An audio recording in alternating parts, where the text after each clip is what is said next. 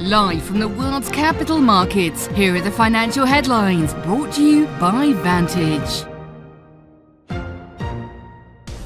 Hello and welcome to Daily Financial Outlook. Stay with us for more market headlines.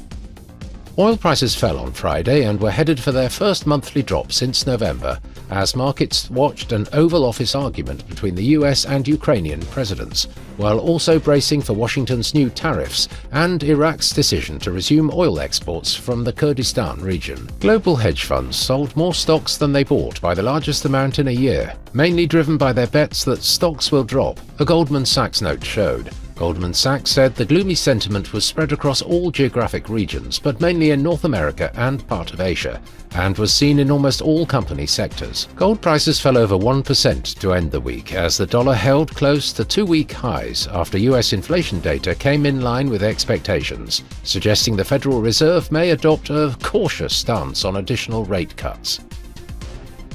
The pound-dollar pair made a minor downwards correction in the last session, dropping 0.1%. The ROC is giving a positive signal. The Bitcoin-dollar pair skyrocketed 7.6% in the last session. The RSI is giving a positive signal. The euro-dollar pair made a minor downwards correction in the last session, dropping 0.2%. The ultimate oscillator is giving a negative signal. The oil-dollar pair fell 0.2%, following a 1.4% intra-session dip.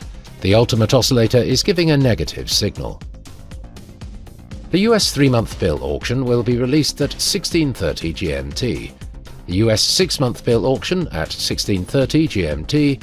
The Austrian unemployment rate at 8 GMT. The Dutch retail sales will be released at 5:30 GMT.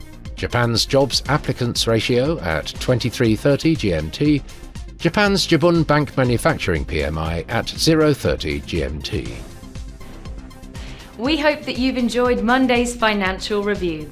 On behalf of all of us here, we wish you a productive trading day.